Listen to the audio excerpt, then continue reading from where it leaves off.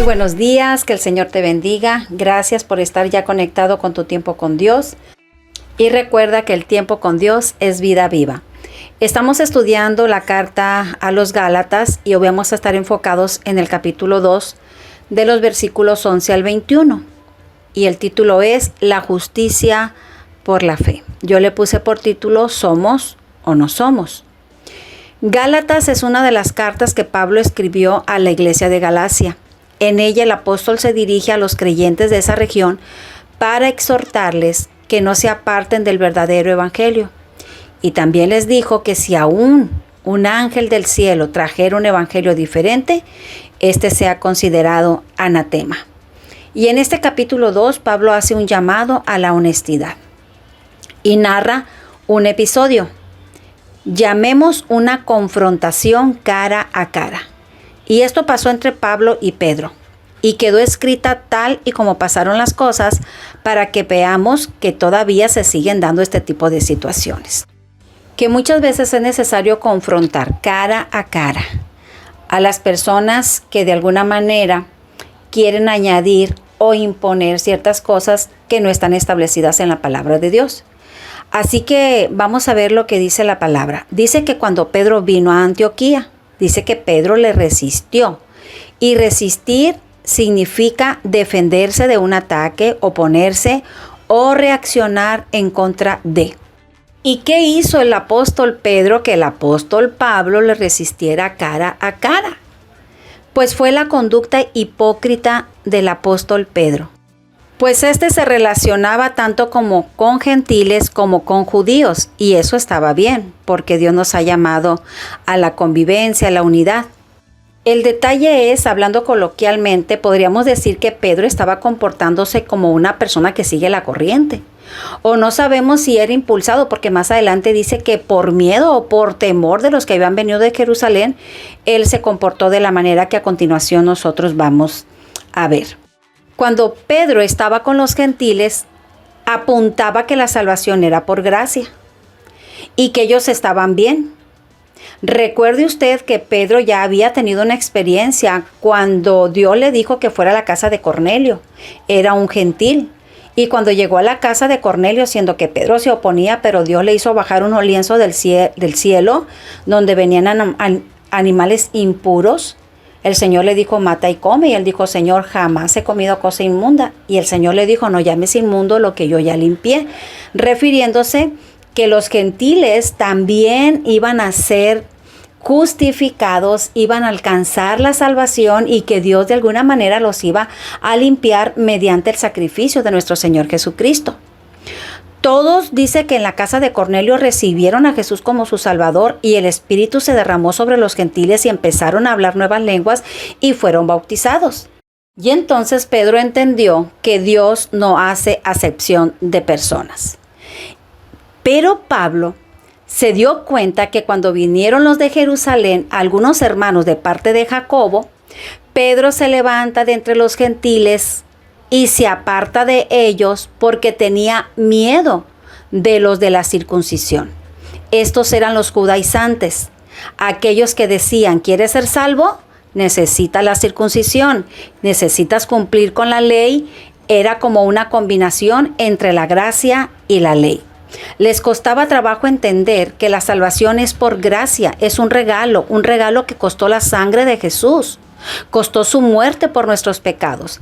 La salvación se obtiene por medio de nuestro Señor Jesucristo. No hay otro Salvador, no hay otro camino. Solo Jesucristo es suficiente. Esta actitud hipócrita de Pedro no era un buen ejemplo para los creyentes, sino que iba en contra del verdadero evangelio. Debemos de ser coherentes con lo que decimos, con lo que hacemos, con lo que creemos, y no dar lugar a las presiones externas para complacer a ciertos grupos o personas. Pedro quería quedar bien con los judíos, pero también quería quedar bien con los gentiles. Entonces, para una ofensa pública, pues había una reprensión pública por parte del apóstol Pablo. Dice el versículo 4, que Pablo fue testigo ocular. Yo me imagino a Pablo observando sin dar crédito a lo que él estaba viendo. Le dijo algo así como esto: Pedro, qué gusto de verte. Ven para acá. Tengo que hablar contigo, pero necesito que lo que yo te voy a decir, todos lo puedan escuchar. Quiero imaginarme que Pedro no le pasó por la cabeza lo que Pablo iba a hacer. Así que la sonrisa se le borró de la cara cuando fue reprendido públicamente por lo que él estaba haciendo. El apóstol sabía que la salvación era por gracia y que no había que obligar a ningún gentil a cumplir la ley de Moisés para ser salvo. Y delante de todos le preguntó: si tú, siendo judío, vives como gentil, ¿por qué obligas a los gentiles a judaizar? ¿Por qué obligas a que guarden días, fiestas? Nadie puede salvarse por la ley. Nadie es justificado por obras, sino por la fe en Cristo Jesús. La justificación en Cristo es un regalo ofrecido por Dios a todos los que confían en Él. Pero debemos recordar que este regalo nos llama a una vida de compromiso y de santidad en el nombre de nuestro Señor. El versículo 18 dice: porque si las cosas que destruí, las mismas las vuelvo a edificar, transgresor me hago. Soy culpable de construir algo que ya está destruido, refiriéndose que la ley era el antiguo pacto y deberían de caminar ahora en el nuevo pacto que era en Cristo Jesús, sin quitarle, sin añadirle. El sacrificio de Jesús era el perfecto y ahora lo llamamos el nuevo pacto. El versículo 20 dice: con Cristo estoy juntamente crucificado. Ya no vivo yo, mas Cristo vive en mí, y lo que ahora vivo en la carne lo vivo en la fe del Hijo de Dios, el cual me amó y se entregó a sí mismo por mí. Este versículo tan famoso, tan hermoso, resume la vida cristiana. Somos justificados por la fe. Cuando nosotros unimos nuestra vida a Cristo, cuando somos crucificados juntamente con Él, cuando nuestra naturaleza, la vieja vida, se queda ahí crucificada, entonces podemos vivir la vida de Cristo. Él nos da poder para vivir en victoria, porque el pecado ya no puede enseñorearse, porque el pecado está muerto para nosotros. Y esto no es por nuestras fuerzas, ni por obras, sino por la fe en el Hijo de Dios. Ya no somos esclavos del pecado. Ahora somos libres para vivir la vida que Dios nos ha marcado. Y su Espíritu nos guía para que vivamos en victoria.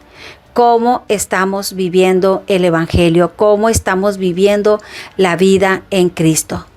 Necesitamos caminar siendo cristianos radicales, cristianos comprometidos, y cada día, con la ayuda del Espíritu Santo, crucificar esos deseos que muchas veces nos quieren llevar a pecar para desviarnos de la vida que Dios quiere para nosotros. Que Dios te bendiga, que tengas un excelente día.